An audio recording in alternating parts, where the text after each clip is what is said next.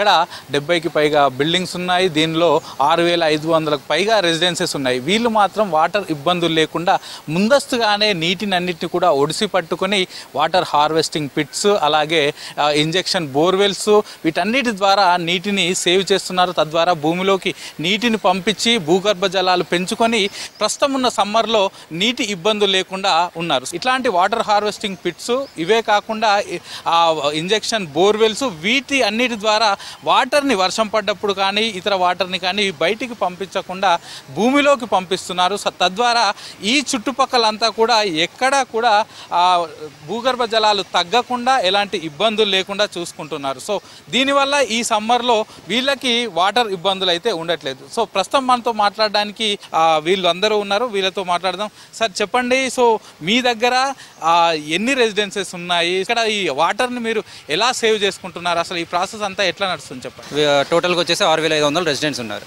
So 2012లో వచ్చినప్పుడు కొన్ని అపార్ట్మెంట్సే ఉన్నాయి కాబట్టి స్టార్టింగ్లో మాకు నీటి కొరత అన్నది కనపడలేదు.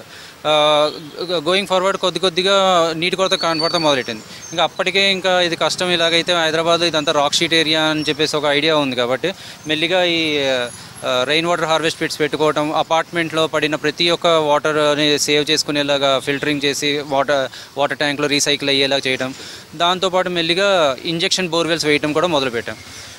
సో 2016 నుంచి చాలా అపార్ట్మెంట్స్కి వాటర్ ట్యాంక్ రావడం అనేది తగ్గించేసాం. కేవలం ground water and HMWS water తోటే సస్టైన్ అయ్యేలాగా.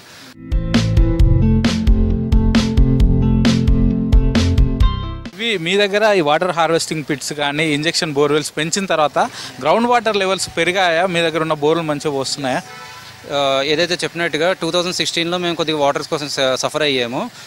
రెయిన్ వాటర్ ఇంజెక్షన్ బోర్వెల్స్ అనేది వేసిన తర్వాత చాలా అపార్ట్మెంట్స్కి బోర్ మళ్ళీ రీజనరేట్ అయ్యింది. సమ్మర్ టైంలో కూడా మేము వాటర్ ట్యాంకులు అనేది తీసుకోకుండా వీటి మీదే మేము డిపెండెన్సీ అయ్యాము. 120+ రెయిన్ వాటర్ హార్వెస్ట్ పిట్స్ ఉన్నాయి. ఇంజెక్షన్ బోర్వెల్స్ 10 ఉన్నాయండి. 50 అపార్ట్మెంట్స్ వరకు కూడా రెయిన్ వాటర్ని సేవ్ చేసుకునేలాగా పైనుంచి వచ్చిన వాటర్ అంతా కూడా ట్యాంక్లో పడేలాగా సెట్ చేసుకున్నామండి.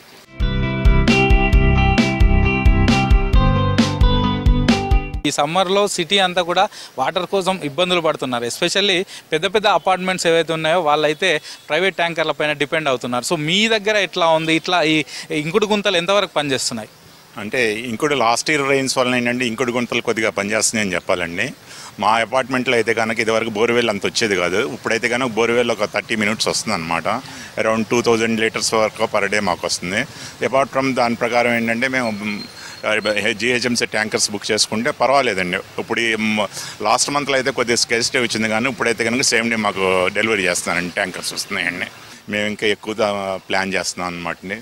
ఇప్పుడు ఈ సమ్మర్లో ఏంటంటే ఇవన్నీ క్లీన్ చేయించేసేసి ఫ్రెష్గా ఉండేట్టు రేపు రెయిన్స్ వచ్చేటప్పటికి మొత్తం వాటర్ అంతా ఒడిచిపెట్టుకోవాలని చూస్తున్నాము.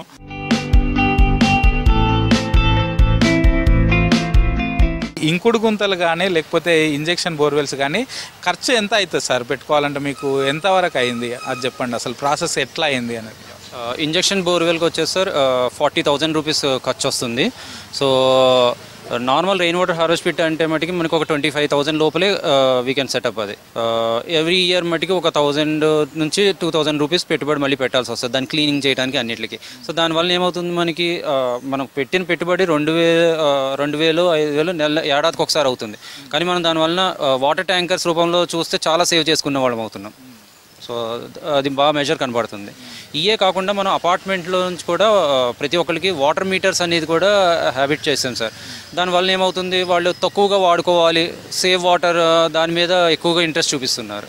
సో ఈ విధంగా కాలనీ అంతా కూడా సేవ్ వాటర్ మెజర్స్ అనేది చాలా ఎక్కువగా తీసుకోవడంతో ఆల్మోస్ట్ 75 to 80% అపార్ట్మెంట్స్కి వాటర్ అనేది బాగానే వస్తుంది సార్. కాలనీలో ఎవరైతే అసోసియేషన్ ఉంటుందో మీ రెసిడెంట్స్ వాళ్ళందరితో ఒకసారి కూర్చొని మాట్లాడండి. మీరు ఏదైతే వాటర్ ట్యాంకుల కోసం స్పెండ్ చేస్తున్నారు అమౌంట్, ఆ అమౌంట్లో ఒక 1/4 కూడా అవసరం పడదు. ఆ 1/4 అమౌంట్ని మీరు దీని మీద ఇన్వెస్ట్ చేశారంటే రేపు ఫ్యూచర్ జనరేషన్స్కి అందరికీ కూడా మీరు ఏదైతే మెయిన్ రిసోర్స్ ఉంది వాటర్ని దీన్ని అందించిన వాళ్ళు అవుతారు. ఇట్లా దీనిలో ఏమేమి వేస్తారు సార్? కాంక్రీట్ అట్లా ఏమేమి వాడతారు దీంట్లో? టోటల్గా మేము ఇది 12 ఫీట్ వరకు డెప్త్ తవ్వుతాం సార్ నార్మల్ వాటర్ పిట్స్. 12 ఫీట్లో ఫస్ట్ లెవెల్ ఆఫ్ దొడ్డు కంకర వేస్తాము, ఆ తర్వాత ఇసుక వేస్తాము, ఫిల్టర్ అవడానికి కోసం కోల్ లాంటిది వాడుతాము. ఈ ఇసుక వేసిన తర్వాత మళ్ళీ పైన ఇంకొంచెం లెవెల్ కంకర వేస్తాము, నార్మల్గా ఉంచేస్తాము. అంటే ఇది వచ్చేసి మేము ఏదైతే 10 ఫీట్ అని చెప్పామో సో టోటల్గా పై వరకు వచ్చేసరికి 3 ఫీట్ అనేది గ్యాప్ ఉండాలి, ఎందుకంటే ఎవరైనా పిల్లలు పడకుండా ఉండేలాగా. సో ఆ తర్వాత చుట్టూరుతో కొద్దిగా ఏదైనా పెయింట్ వేసామంటే నైట్ టైం మూవ్మెంట్ అయ్యే వాళ్ళు కూడా బాగా క్లియర్గా కనపడుతుంది.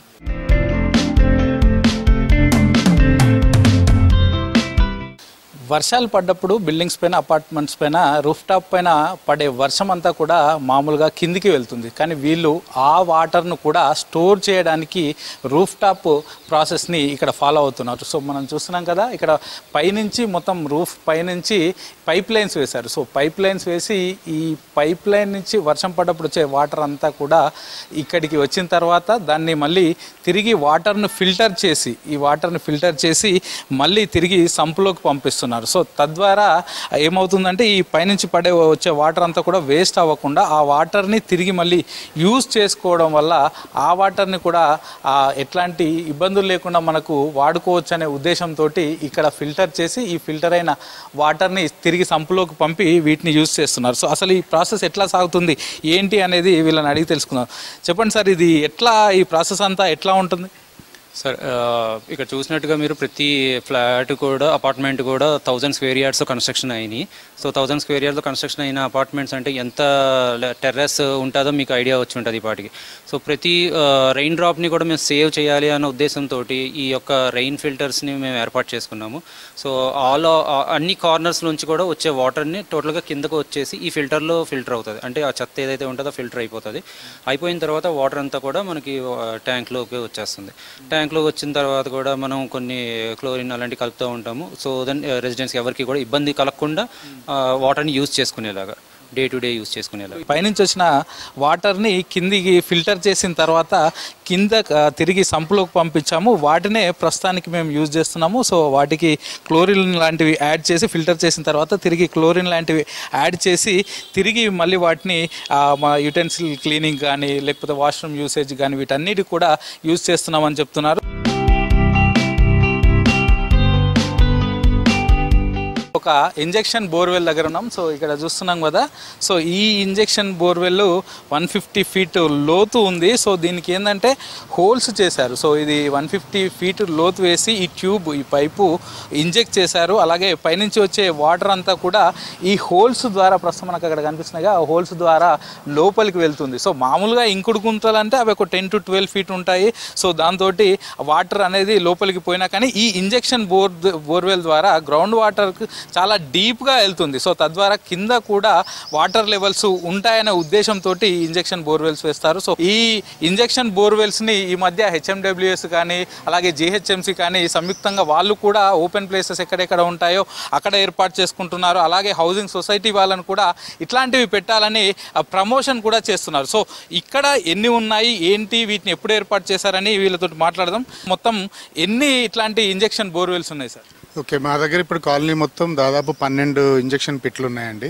ఇవి మేజర్గా డౌన్ సైడ్ వాటర్ ఫ్లో ఎటువైపు ఉందో అవి చూసుకొని ఆ ఏరియాలో ఎక్కడైతే మనం క్యాచ్మెంట్ చేయగలమో వాటర్, సో దట్ గ్రౌండ్ వాటర్కి ఇంజెక్షన్ మన లోపల ఏరియా వాటర్ లెవెల్ పెంచడానికి కోసం ఆల్మోస్ట్ 100 నుంచి 150 ఫీట్ బోర్వెల్ వేయించామండి. సో దట్ మేజర్గా వాటర్ క్యాచ్మెంట్ వేస్ట్ అవ్వకుండా స్లోప్లో రెయిన్ వాటర్ మనం స్లోప్ నుంచి హై నుంచి లో వెళ్ళేటప్పుడు బెటర్గా మనం క్యాచ్ చేయటం అనే ఉద్దేశంతోనే తలపెట్టామండి. సో ఒక్కొక్క ఈ ఇంజెక్షన్ బోర్వెల్ చేయడానికి ఎంతవరకు ఖర్చు అవుతుంది? సో దీనివల్ల ఎంత బెనిఫిట్ ఉంటుంది? దాదాపు ఒక పిట్టికి మనకి 20 నుంచి 25,000 అవుతుంది.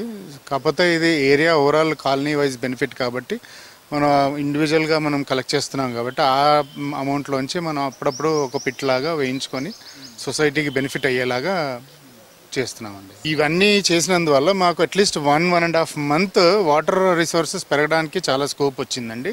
ఎందుకంటే ఈ ఏరియా మామూలుగానే కొద్దిగా రాక్ ఫీల్డ్ ఏరియా కాబట్టి నార్మల్గా సమ్మర్ టైంలో ఆటోమేటిక్ జనవరి నుంచి మనకి ట్యాంకర్ స్టార్ట్ అయిపోతాయి. సో వాళ్ళ మీద కంప్లీట్గా డిపెండ్ అవ్వకుండా ఉండడం కోసం మనం ఇవన్నీ తలపెడితే అట్లీస్ట్ కొంచెం సపోర్ట్ కాలనీకి మనం బెటర్ అవుతుంది. వాటర్ సోర్స్ మనంతటా మనం ఎలా క్రియేట్ చేయగలగనే ఉద్దేశంతో ఇది తలపెడుతున్నాం. మొత్తం పూర్తిగా ఇటు వాటర్ బోర్డుకు సంబంధించిన ట్యాంకర్లు కానీ లేకపోతే ప్రైవేట్ ట్యాంకర్ల పైన డిపెండ్ అవ్వకుండా డైరెక్ట్గా ఇక్కడనే వీళ్ళని వాటర్ని రీజనరేట్ చేసి యూజ్ చేసుకుంటున్నారు. సో ఇక్కడ వీళ్ళు యూజ్ చేసే మెథడ్స్ సిటీలో ఉన్న ఇతర హౌసింగ్ సొసైటీస్ కానీ ఇతర పబ్లిక్ కానీ యూజ్ చేసుకుంటే సమ్మర్లో ఈ వాటర్ స్కేర్సిటీ కొంతమేరకైనా తగ్గే అవకాశాలు కనిపిస్తూ ఉంటాయి. కెమెరా పర్సన్ సాయితో సదానందం, V6 న్యూస్, కొండాపూర్.